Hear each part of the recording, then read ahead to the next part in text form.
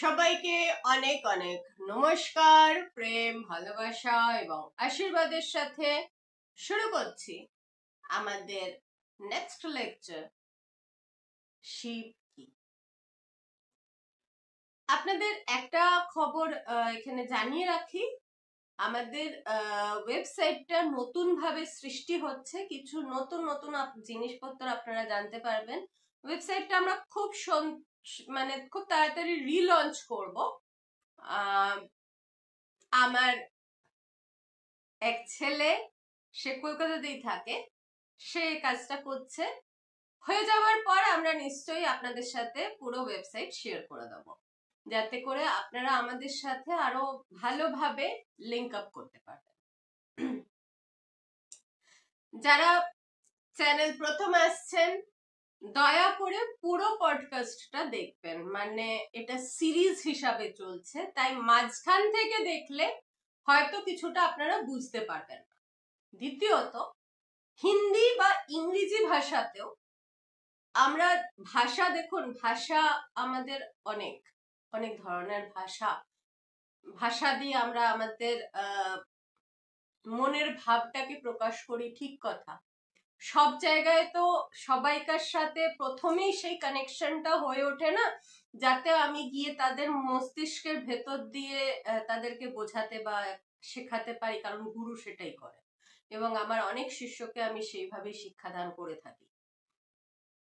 কিন্তু যারা প্রত্যক্ষ দর্শন করছেন, কারণ প্রত্যক্ষবাদ শিব তত্ত্বের প্রধান। অনেকে আমাকে জিজ্ঞাসা করছেন যে শিবের কথা বলতে গিয়ে আমি শিবের ইতিহাস কেন বলছি না। শিব কথা মানে শিবের ইতিহাস নয়। শিব কথা মানে সতীর মৃত্যু আর পার্বতীর সাথে বিয়ের কথাও না। শিব কথা মানে গণেশের জন্ম না। শিব জ্ঞান, প্রজ্ঞতা, আত্মতত্ত্ববাদ এর দেবতা, যেখান থেকে আমরা পরমাত্মার সাথে কানেকশন করতে পারি, আমরা নিজেদেরকে জানতে পারি। শিব আসলে সেই শাস্ত্রী। শিবকে জানলে, শিবকে বুঝলে, শিবকে দেখতে পেলে আমরা কি হতে পারি বা শিবের থেকে আমরা কি পেতে পারি। আমি প্রধানত ভাবে, কারণ দেখুন, আপনারা গল্প বহু জায়গায় শুনছেন, বহু জায়গায় দেখছেন, কিন্তু শিব কি সত্যি ওইটুকু? আমি যে প্রথমেই বলেছিলাম আপনাদের, পেট উঁচু ঘরের জামাইয়ের থেকেও শিব অনেক অনেক বড়। তাহলে শিব কি?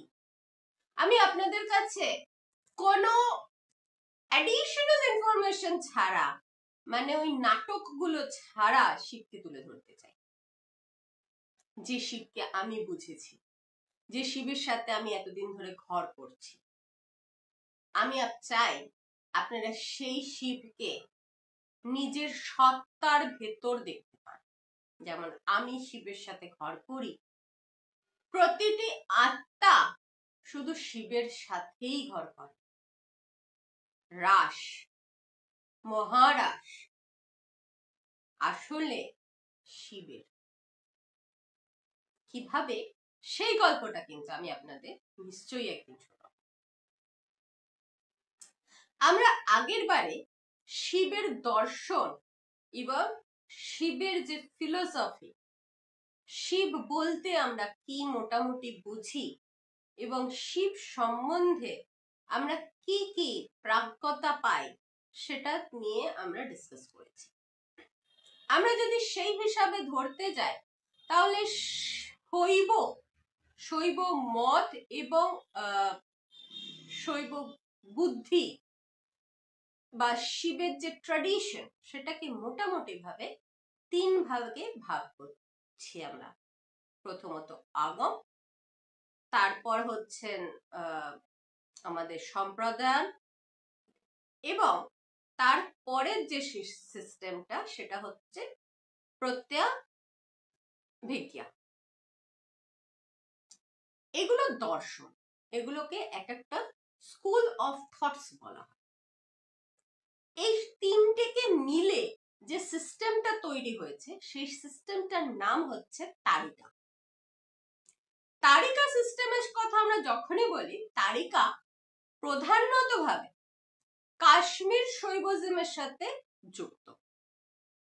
কিন্তু এই যে সিদ্ধান্তবাদ, এই সিদ্ধান্তবাদটাই কিন্তু শঙ্করাচার্য সংগঠন বা যে কোনো শিব, শক্তি এবং বৈষ্ণববাদের প্রধান আধার।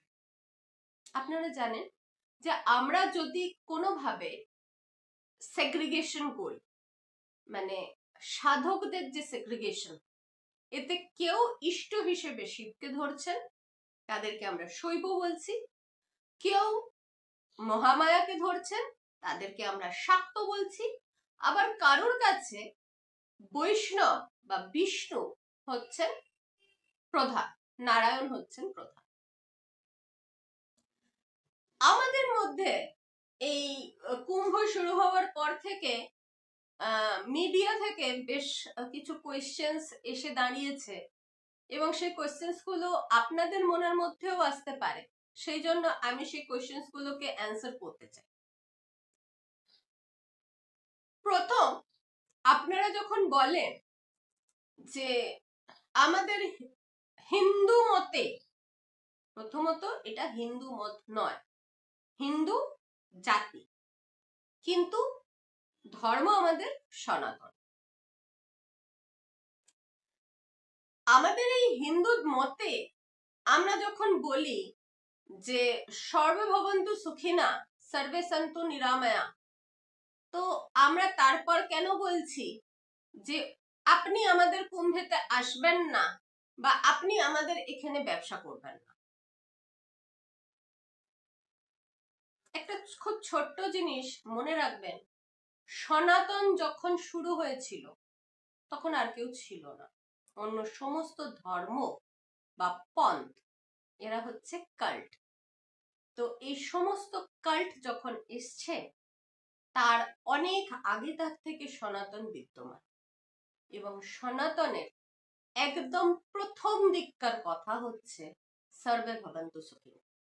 আমরা এখনো তাই বলি, তার কারণ আপনি জন্মান সনাতন, আপনি তারপরে মত বা পথ নিজের অনুযায়ী আর নিজের পরিবার অনুযায়ী বাছাই করেন, কিন্তু আপনার জন্ম এবং মৃত্যু দুটোই হয় সনাতন হিসেবে।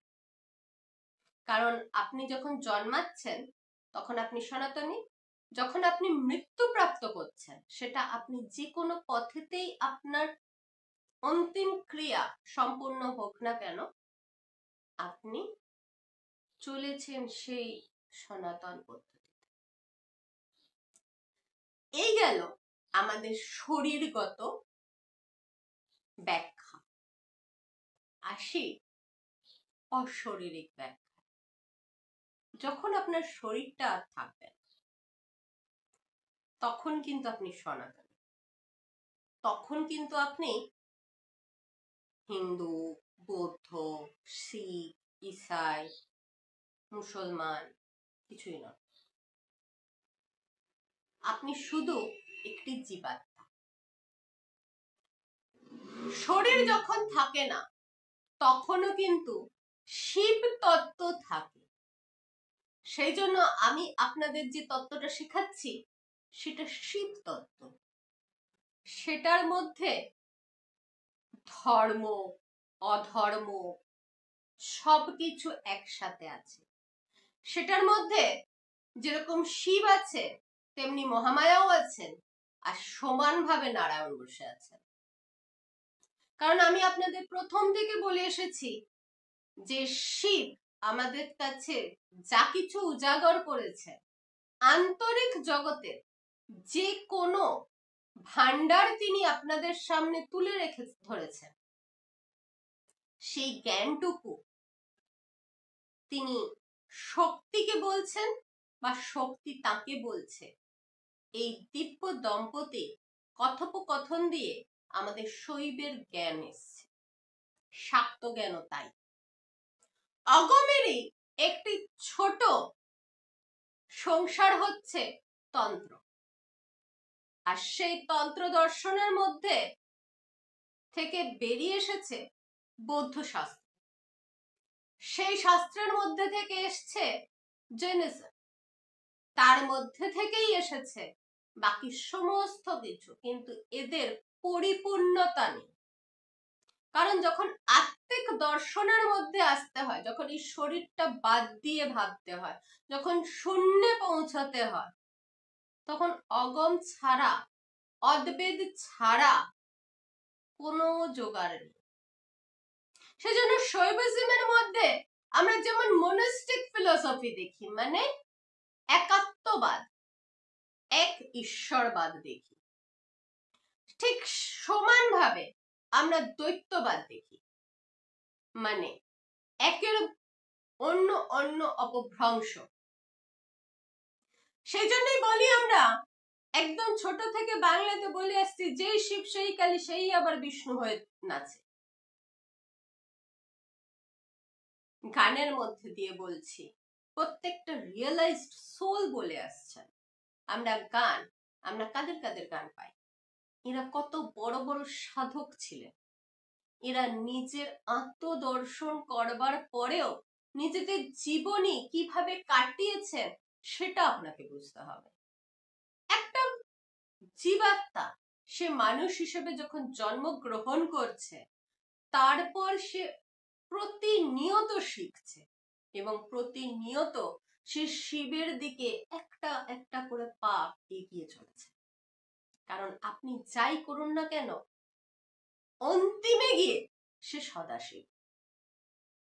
সেই জন্য আসুন শিব বা শিব তত্ত্বটাকে আমরা খুব ভালোভাবে গুটে আর খেয়ে।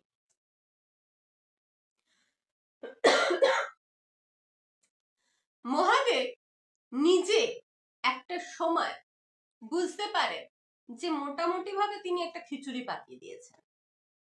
সেই সময় ঋষি দুর্বাসার মাধ্যম দিয়ে 800 শকাব্দ খ্রিস্টপূর্বে, খ্রিস্টের জন্মেরও মোটামুটি 800 থেকে 1800, এই সময়টা কেউ কিন্তু বলতে পারে না, কারণ এটা 1000 বছরের একটা বিরাট বড় সংজ্ঞা। উনি নিজে নতুন করে এই শৈববাদকে সুপ্রতিষ্ঠিত করেন। কারণ ঋষি দুর্বাসার আগে পর্যন্ত, যতক্ষণ পর্যন্ত শৈববাদ ছিল, তার অনেকটাই আমাদের কাছে অধরা, কারণ সমস্তটা শ্রুতি এবং গুরু পরম্পরাগত। গুরু পরম্পরাগত হওয়া সত্ত্বেও আমাদের আজকে যদি আমরা আজকের ভারত দেখি, গুরু পরম্পরা কত জায়গায় রয়েছে। এক রয়েছে আমাদের সব থেকে প্রথম বেনারস, দ্বিতীয় হরিদ্বার, তৃতীয় হচ্ছে ত্রিচনাপল্লী। এই 3টে জায়গায় গুরুরা এখনো পর্যন্ত বসবাস করছেন এবং বসে আছেন। আমি নিজে হরিদ্বারে আছি বলে আমি কথাটা বলছি। হিমালয়ের পাদদেশ থেকে শুরু হচ্ছে বসা, কিন্তু যদি আপনি সেই হিসাবে, মানে একজন রিয়েলাইজড সোলকে আপনি দেখতে চান, ওম পর্বতের আগে কেউ নেই। এটা আমি নিজে বলছি, তার কারণ আমি নিজে প্রচুর ঘুরেছি। আমি কর্মসূত্র দিয়ে এই পথে এসেছিলাম, মানে এই জায়গাটাতে থাকা শুরু করি আমি। কিন্তু যেহেতু আমার ছোটবেলা থেকে এই রাস্তাতে চলাটা শুরু, সেহেতু আমি নিজে প্রচুর খুঁজেছি। আপনি শ্রীনগর, মানে আমাদের গাড়ওয়াল মন্ডলের শ্রীনগর, গাড়ওয়াল মন্ডলের শ্রীনগরের ওপরে চলুন, গঙ্গোত্রীর বেসেতে আপনি ওম পর্বতের থেকে, আপনি ত্রিশূল পর্বতের থেকে আপনি পেতে শুরু করবেন, যে গুরু পরম্পরারা এখনো পর্যন্ত আছে, যে যাদের নিয়ে এখন মহাকুম্ভেতে সব থেকে বেশি ডিসকাশন হচ্ছে, যে তারা কতজন এসেছেন।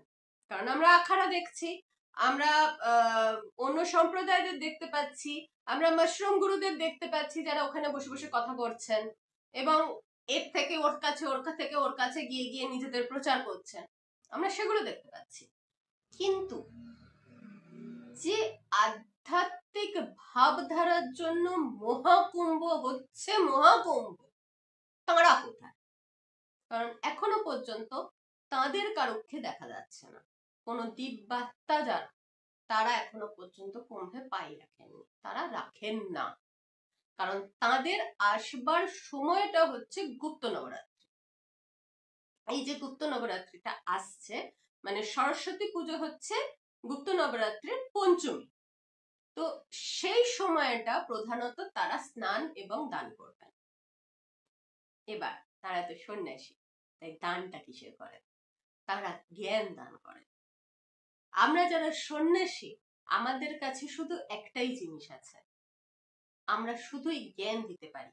এছাড়া, সত্যকে পরিচয় করিয়ে দেওয়া ছাড়া আমাদের কাছে মানব সম্প্রদায়কে দেবার মতন আর কোনো কিছু নেই।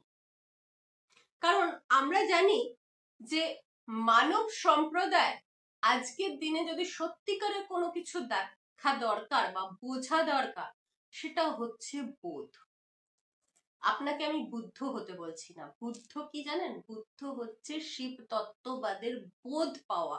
সেই জন্য তিনি নিজের নাম বুদ্ধ রেখেছিলেন, যে আমি বুঝতে পেরেছি। সিদ্ধার্থ বৌদ্ধ নাম কেন গ্রহণ করেছিলেন? তিনি কিন্তু ওইখানেই বসবাস করছেন।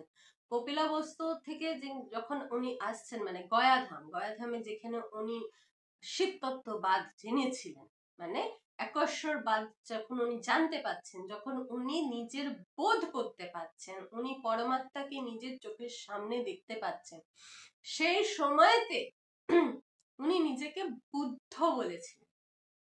বুদ্ধ কি আপনারা জানেন? অগম শাস্ত্র বলছে যে যখন আপনার মধ্যে থেকে মল চলে যাবে, মল বলতে আমরা কি বুঝি?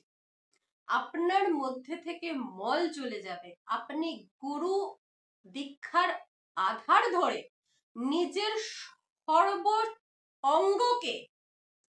অঙ্গের মধ্যে কিন্তু আপনার কুণ্ডলিনী শক্তি পড়ছে, আপনার সর্ব অঙ্গকে যখন আপনি শুদ্ধিকরণ করতে পারবেন, তখন আপনি সেই পূর্ণাত্মার দর্শন বা পূর্ণাত্মার ঝলক পাবেন। সে ঝলকটা কিরকম?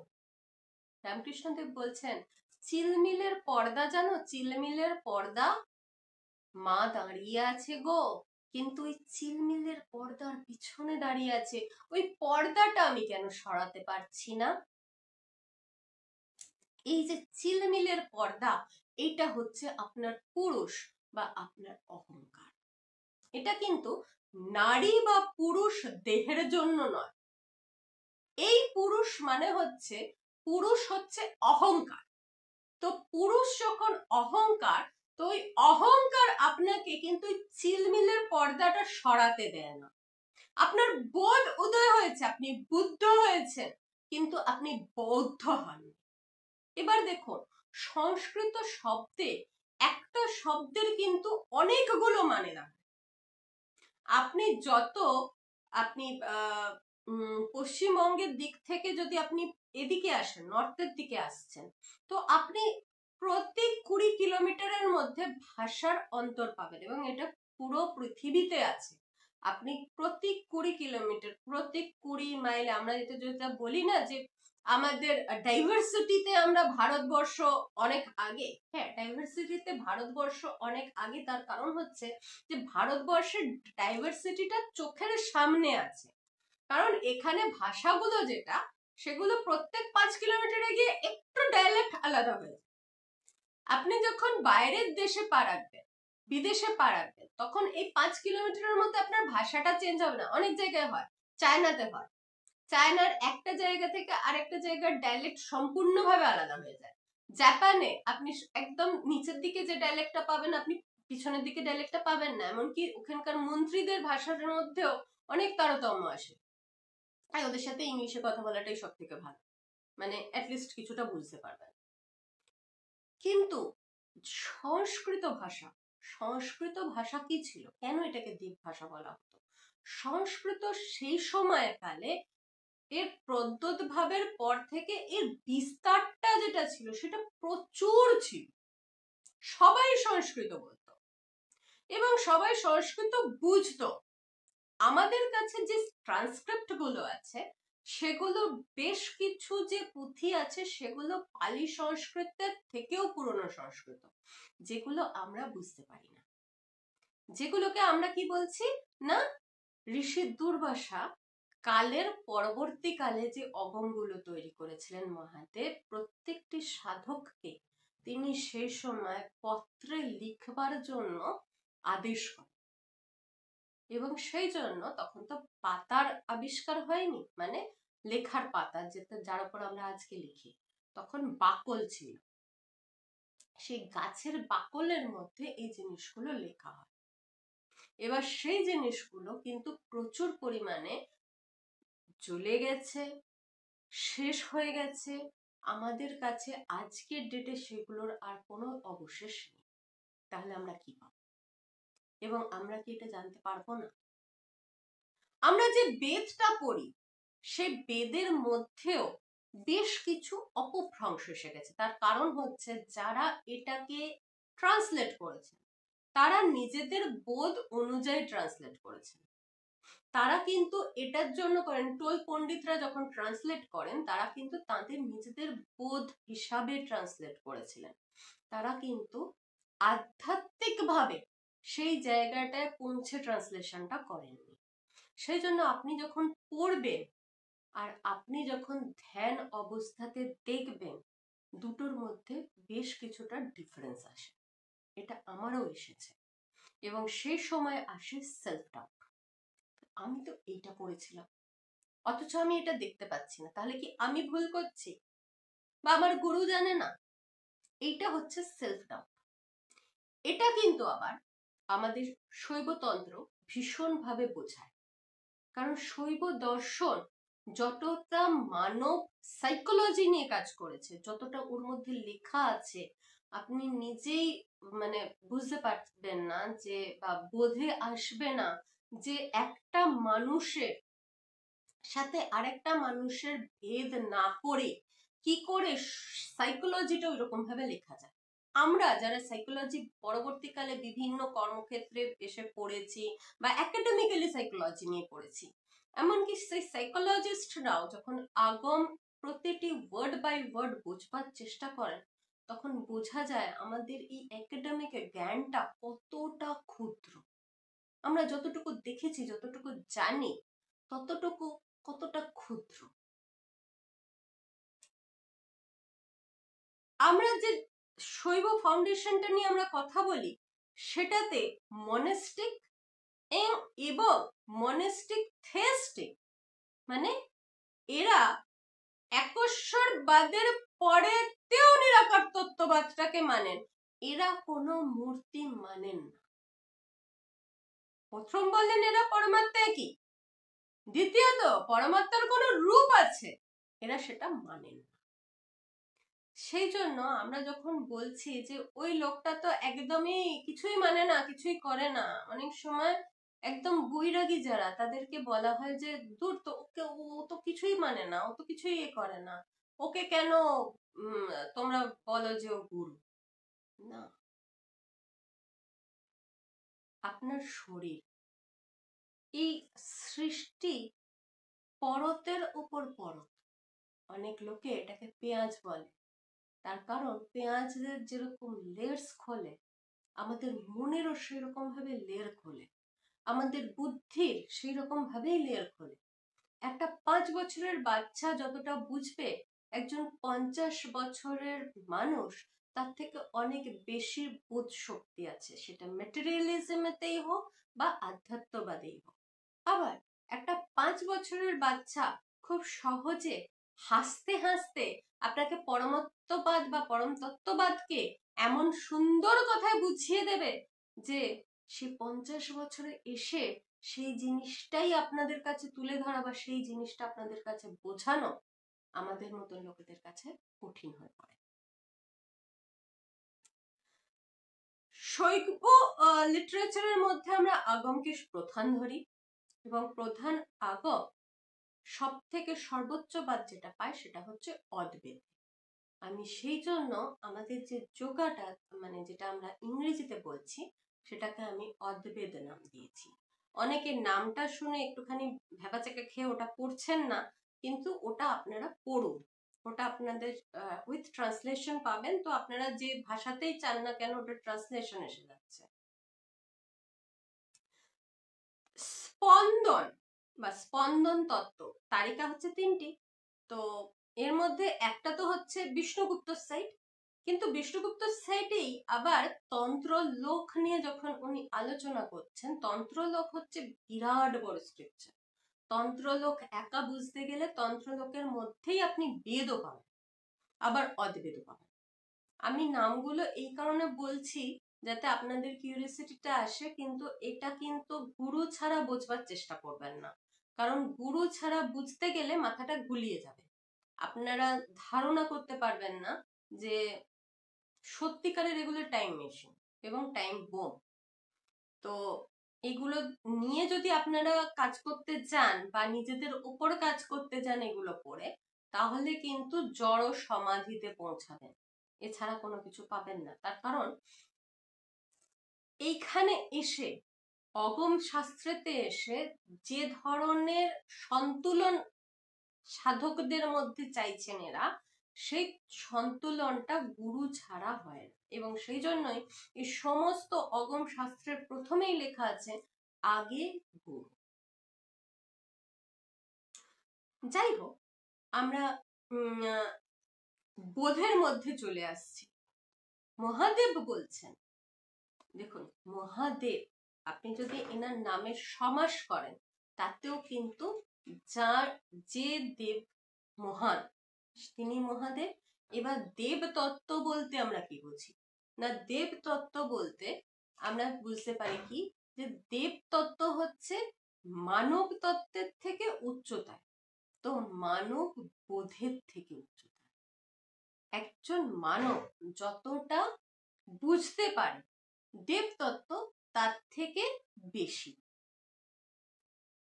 আমরা যে 3টে গুণের কথা জানি, তম, রজ এবং সত্ত্ব, এখানে এটার এক্সপ্লানেশন আছে। কিন্তু আপনারা জানেন সব থেকে ভালো সাধক যারা তমগুণী তারা, কারণ তাদের মধ্যে কিছুটা হলেও রজ আছে আর কিছুটা হলেও সত্ত্ব আছে। প্রতিটি দেহের মধ্যে, প্রতিটি জীবাত্মার মধ্যেই 3টি গুণ আছে, এবং এই 3টি গুণের সমাহার দিয়েই জীব তৈরি হয়, সেটা এক তত্ত্বে হোক বা বহু তত্ত্বে হোক। আমরা যারা বহুতাবাদী, মানে যারা আমরা বহু পরিবার নিয়ে বসে আছি, যে শিবও আছেন, কালীও আছেন, কৃষ্ণ আছেন, এবং এরা আলাদা আলাদা, এবং এরা আলাদা ভাবে থাকেন। যখন আপনি সাধক প্রণালীতে আসবেন, যখন আপনি নিজে বসতে শুরু করবেন, তখন কিন্তু দেখবেন যে সমস্ত কিছুর বিলয় হচ্ছে। সেজন্য যখন মন্ত্র দীক্ষা দেয়া হয়, মন্ত্র দীক্ষা বলা হচ্ছে এক বীজ থেকে 64 বীজ পর্যন্ত আছে, এবং এক অক্ষর মন্ত্র থেকে 64 অক্ষরের মন্ত্র পর্যন্ত মন্ত্রের দীক্ষা হয়, এবং সেই 64 অক্ষর পর্যন্ত মন্ত্র গিয়ে বিলীন হয়ে যায় গায়ত্রীতে। গায়ত্রী আবার বিলীন হয়ে যান ওমকারে।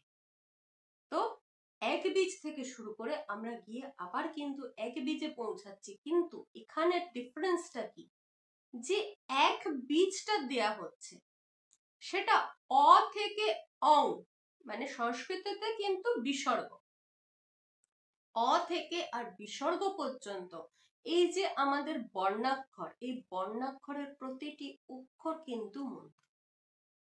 হ্যাঁ, এই বর্ণাক্ষরের প্রতিটি অক্ষর একটি মন্ত্র, এবং এদের যে সাউন্ড ভাইব্রেশনটা আছে, এইটার উপরেই বেস করে শিবের যে দ্বিতীয় তন্ত্র, সেটা হচ্ছে স্পন্দন তন্ত্র, পালস।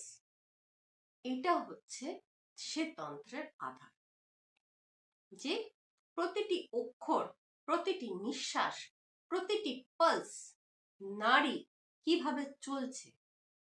স্পন্দনবাদে যখন আমি আসছি তখন আমি ঢুকছি কুণ্ডলিনীবাদে, আমাদের কুণ্ডলিনীর শক্তি, যার মধ্যের আধার দিয়ে আমাদের এই শরীরটা একটা তত্ত্ব পাচ্ছে, মানে শরীরকে আধারিত করছে। যখন শরীর শুরু হচ্ছে তখন থেকে নিয়ে যখন শরীর শেষ হয়ে যাচ্ছে, সে শরীর জ্বলে যাওয়ার বা মাটি পাওয়ার পরেও 13 দিন পর্যন্ত আমাদের কুণ্ডলিনী চক্র অ্যাক্টিভ থাকে এবং এই পৃথিবীর মধ্যেই থাকে। সেই জন্যই আমাদের পরলৌকিক ক্রিয়াকর্ম যে আধারটা দেওয়া হয়েছে এটা খুবই সাইন্টিফিক।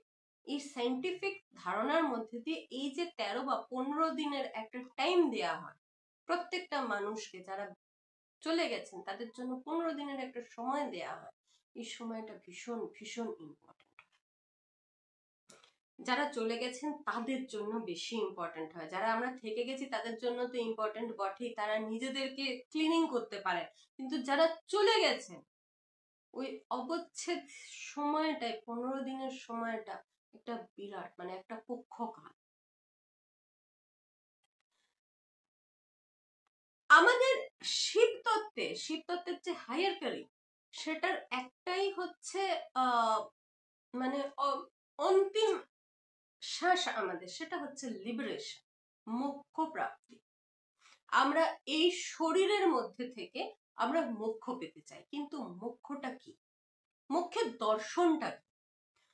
মোক্ষ বলতে অ্যাকচুয়ালি আমরা কি বুঝছি? শুধু এই শরীরটাই আর আসবে না ভাই, তুমি মানব দেহতে আসবে না, তোমাকে তোমার কর্ম অনুযায়ী অন্য কোনো দেহ প্রাপ্ত হবে, সেই দেহটা প্রাপ্ত হবে না তো অন্য কোনো কিছু হবে, গাছও হতে পারো, সুরও হতে পারো, তালও হতে পারো, অনেক কিছু হতে পারো। আপনি ছোটও হতে পারেন, আপনি বড়ও হতে পারেন।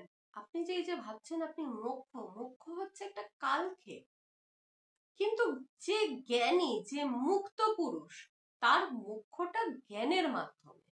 শিব শেখাচ্ছেন কি? শিব তন্ত্র দিয়ে, বৈষ্ণববাদ দিয়ে বা শৈববাদ দিয়ে কি শেখাচ্ছেন? তিনি শেখাচ্ছেন মোক্ষের আসল ভূমিকাটা কোথায়, মোক্ষের মানেটা কি।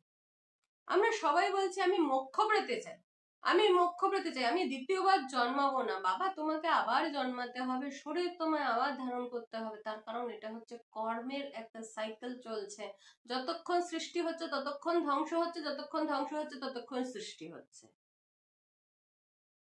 এটা কালচক্র, এর না তো কোনো শুরু আছে, নাই কোনো শেষ আছে। এবং তুমি যদি ভাবো যে আমি মোক্ষ প্রাপ্ত করেছি, অতএব আমি শিবকে দেখে নিয়েছি, আমি শিব তত্ত্বের মধ্যে মিশে গেছি, বাবা তোমাকে আবার আসতে হবে। শিব যখন আসবে তখন আবার আসতে হবে, কালী যখন আসবে তখন আবার আসতে হবে। এই যে শিবের এতগুলো নাম বা কালীর এতগুলো নাম, এগুলো সমস্ত তাদের এক একটি জন্ম, তাদের এক একটি ক্রিয়াকাল, একটা কালখণ্ড। সে কালী হিসাবে সেই অমুক কাজটা করেছে, সেই অমুক অসুরের বধ করেছে, সে দুর্গা হিসাবে অমুক অসুরের বধ করেছে, সেই জন্য সে দুর্গা হয়েছে। তত্ত্ব আসছে, তত্ত্ব শরীর লাভ করছে, তত্ত্ব তার সাধনা করছে, সেই জায়গাটায় পৌঁছাচ্ছে, সেই শক্তিটা প্রাপ্তি করছে এবং তারপর তার মর্যাদা রাখছে। আমরা মর্যাদা পুরুষোত্তম রামের এত কথা বলি, তিনি মর্যাদা পুরুষোত্তম। মর্যাদা পুরুষোত্তম কি?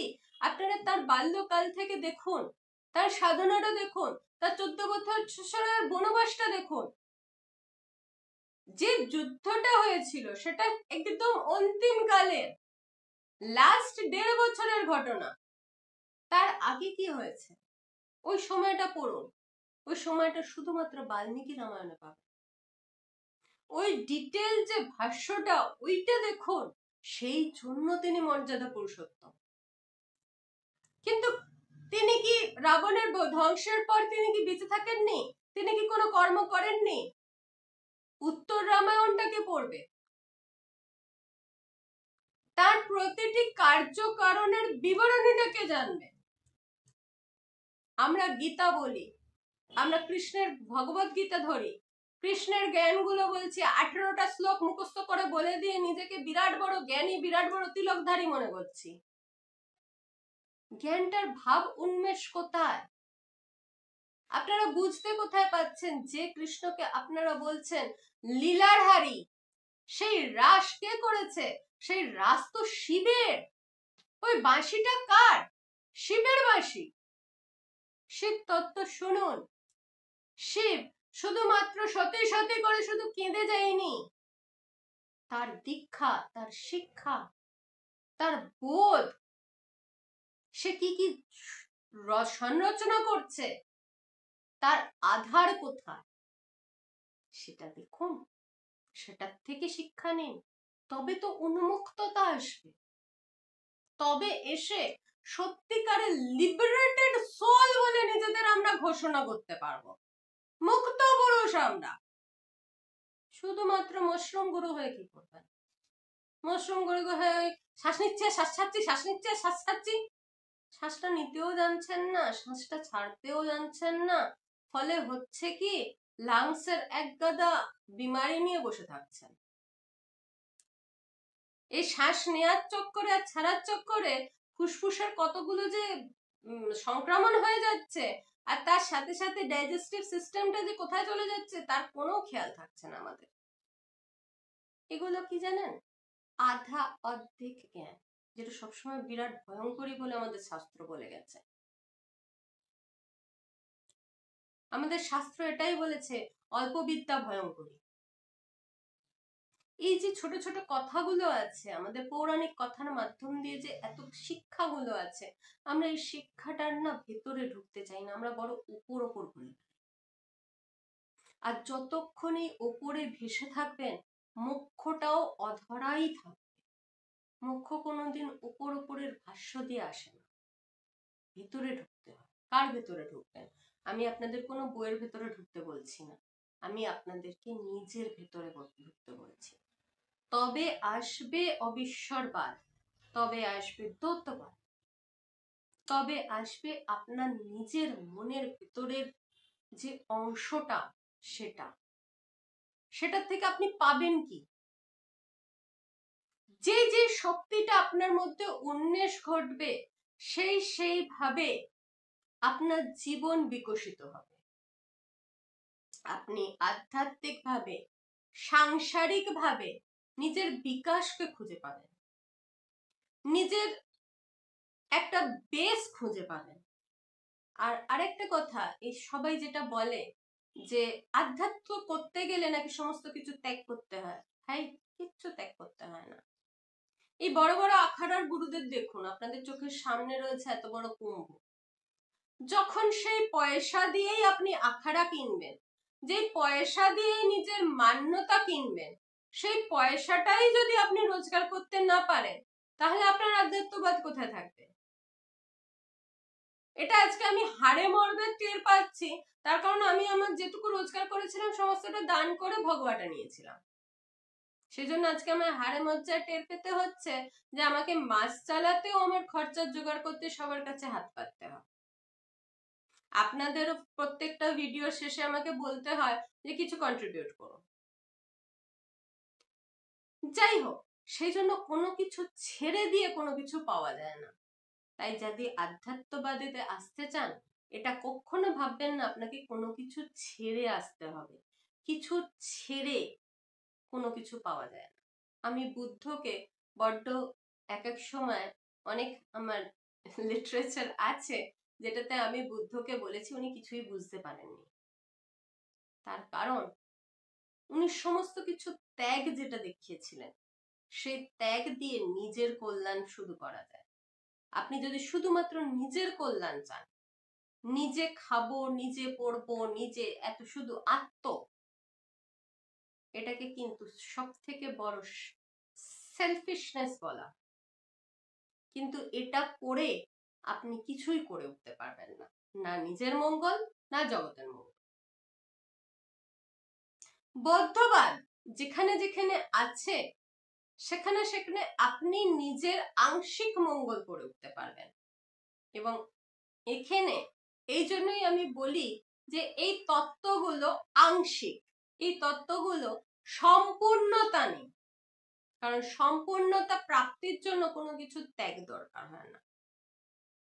আপনি নিজের বাড়ির ভেতরের একটা কোণার মধ্যে বসে যদি ধ্যান করতে না পারেন, তাহলে আপনি ওই যমুনোত্রীতে গিয়েও আপনি ধ্যান করে উঠতে পারবেন না। ওখানে গিয়ে বসলে পারে আপনার মনে হবে আমি বাড়িতে না বোধহয় যতদূর সম্ভব চাবিটা অমুক জায়গায় রেখে এসেছি, সেরে চেরে এবার কি হবে বলো তো। আমি এরকম করতে দেখেছি। সেজন্য এটার অভ্যাস দরকার। যতক্ষণ না আপনি এই জিনিসগুলোকে অভ্যাসের বশ করছেন, ততক্ষণ পর্যন্ত আপনি বেড়ে উঠবেন না। এগুলো বড় সহজ। জীবনটাকে সহজ করুন। জীবনটা একবার সহজীকরণ হয়ে গেলে সমস্ত কিছু আপনার কাছে খুব সহজ হবে। ভগবান বড় সহজ জিনিস, বড় নিজের জিনিস। বামা খ্যাপা বলছেন, ওকে ডাকতে গেলে আলাদা করে ডাকতে হবে কেন রে, ও তো আমার মা, সবসময় তো আমার সাথে আছে। যতক্ষণ না তার সাথে একাত্ম হচ্ছেন, ততক্ষণ পর্যন্ত শুধুমাত্র গুরু নানকের ওই তারার বিন্দুটা থেকে যায়। গুরু নানক দীক্ষার সময়, গুরু নানকের গুরু কিন্তু মহিলা, গুরু নানক দীক্ষার সময় শুধুমাত্র একটি তারা দেখতে পেয়েছিলেন। যখন ওনার ভগবত দীক্ষা হচ্ছে, নাম দীক্ষা ওনার আগে হয়েছে, আপনারা সেই গুরুকে নিশ্চয়ই চেনেন।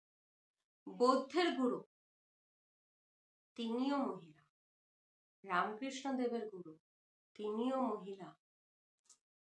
মহিলার শরীরের মধ্যে একটি তত্ত্ব কাজ করে, সেই তত্ত্বটা আলাদা করে একটা বোধ নিয়ে আসে, যেটাকে আমরা সেন্স, সিক্সথ সেন্স হিসাবে পরিগণিত করেছি, প্রমাণিত করেছি। একমাত্র মহিলার শরীরেতেই সেটা সম্ভব। পুরুষ শরীরে সেই সিক্সথ সেন্সটা 10-এর মধ্যে একজনের থাকে। সেই জন্য আমরা প্রচুর সন্ন্যাসী তো দেখতে পাই, কিন্তু রিয়েলিস্টিক সন্ন্যাসী বা অথেন্টিক ভাবে রিয়েলাইজড সোল খুব কম এসেছে। আর আজকের দিনে যারা রিয়েলাইজড, তারা চেষ্টা করেন নিজেদেরকে সম্পূর্ণভাবে সেগ্রিগেটেড রাখতে। তারা নিচেও আসবেন না, তারা আপনাদের সাথে কথাও বলবেন না, তারা শুধুমাত্র নিজের মধ্যে বিলীনতা চাইছে। আসতে কাদের হচ্ছে, যাদের এই ধরনের মানে আমার মতন হয়তো কিছু অভিশাপ থেকে যায়, যাদেরকে ফিরে আসতে হয়, তাদের ওপর কার্য পড়ে, কার্যভার আসে, তাদেরকে সেবা করতে হয়।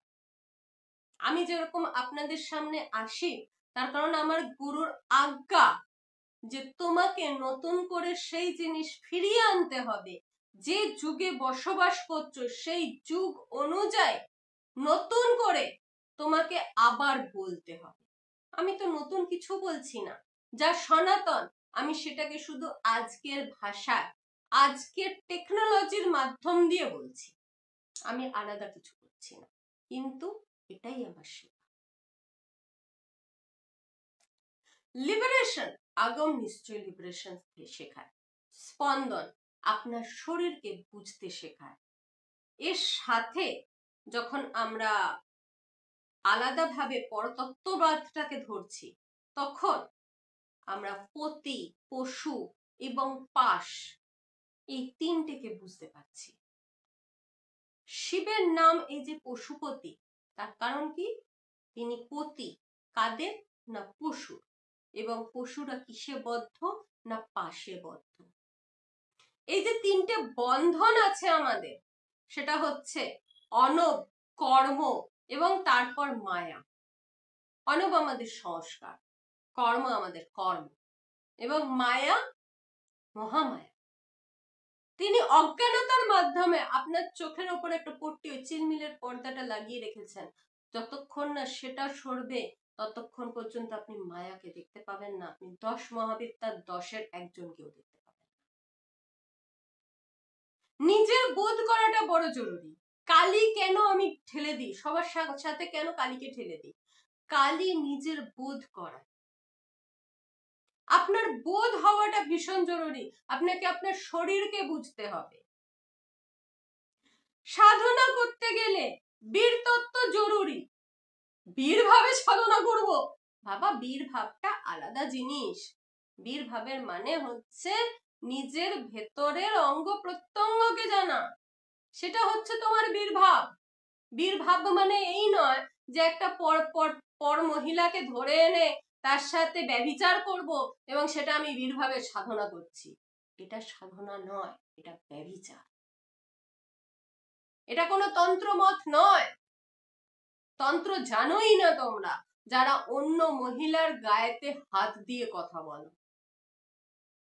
সে পুরুষই হোক আর মহিলাই হোক, গায়ে হাত দিয়ে কথা বলাটা আপনার নিজের শক্তির জন্য সব থেকে বেশি ক্ষয়কারক।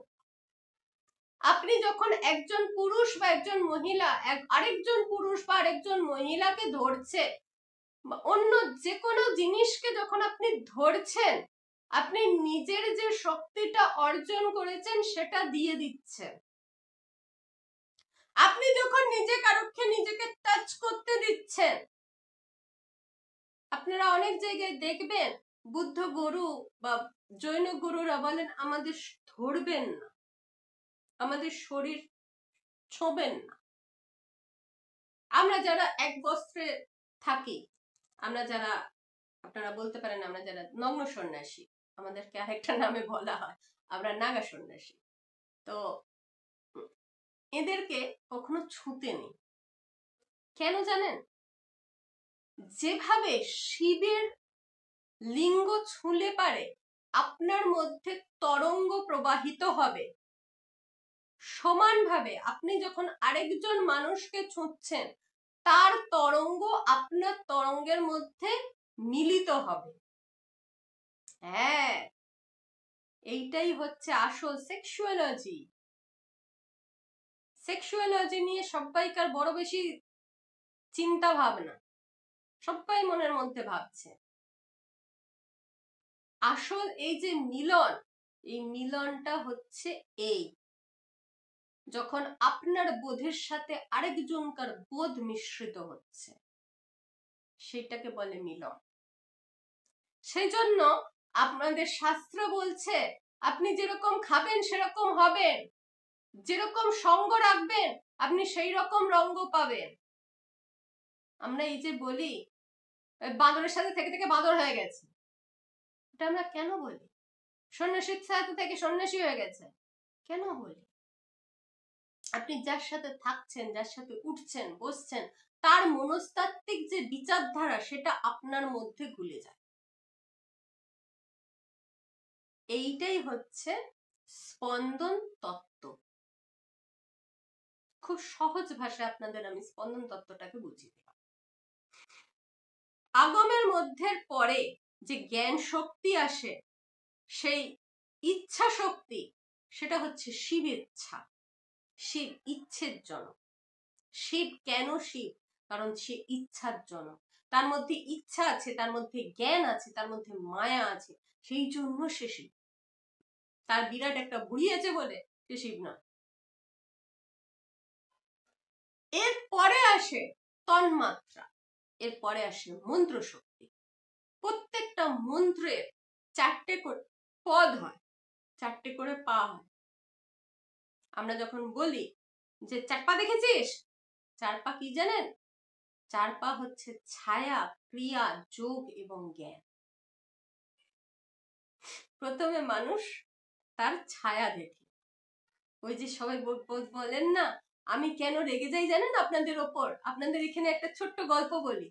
আমার কাছে এসে যখন কেউ বলে আমার এতগুলো চক্র খোলা আছে, আমি যখন ধ্যানে বসি আমি অমুক জিনিসটা দেখি, তখন আমার ইচ্ছা করে হাতটা যথেষ্ট, কারণ আর্মির হাত তো, একটা ঠাটে থাপ্পড় মারি।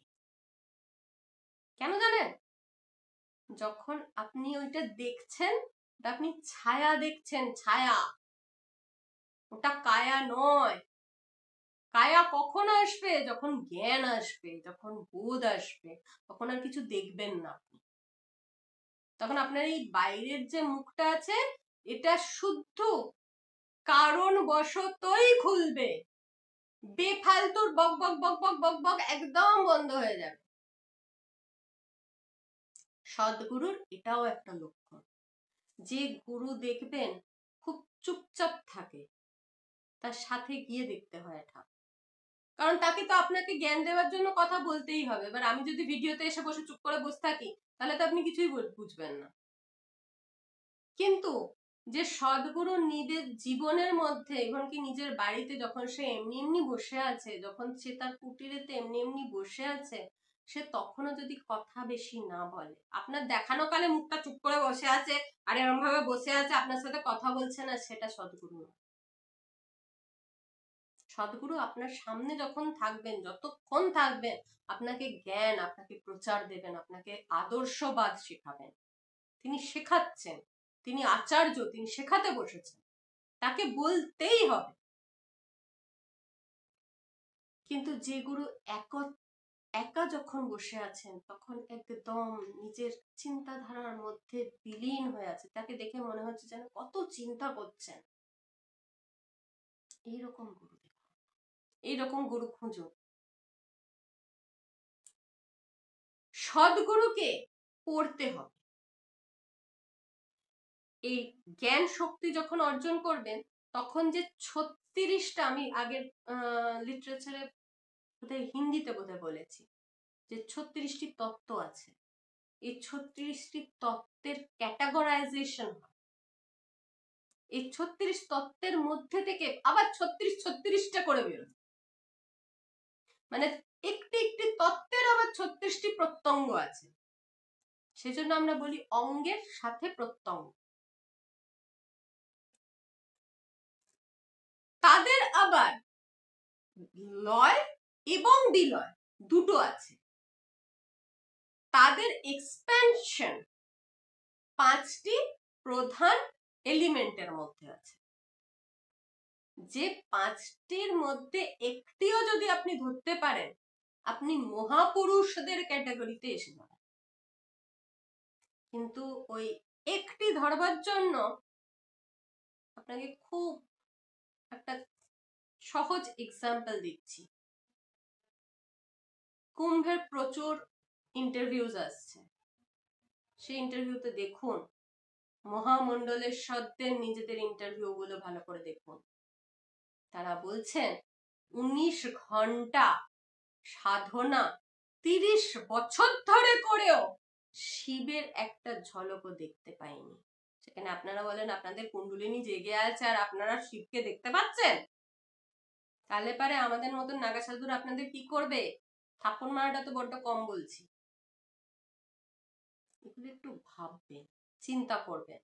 যদি একজনও আপনাদের মধ্যে থেকে একটু আমার ভিডিও দেখবার পরে একটু নিজের সম্বন্ধে ভাবতে শুরু করেন না, আমি মনে করব যে আমার গুরু আমাকে যে সেবাটা দিয়েছেন সেটা আমি করতে পেরেছি। তাই আপনাদের কাছে হাত জোর করে প্রার্থনা করছি, নিজেদের জানুন, নিজেদের চিনুন, শিবকে বুঝবার আগে নিজেকে চিনুন। যদি নিজেকে বুঝে যান, শিব হয়ে যান।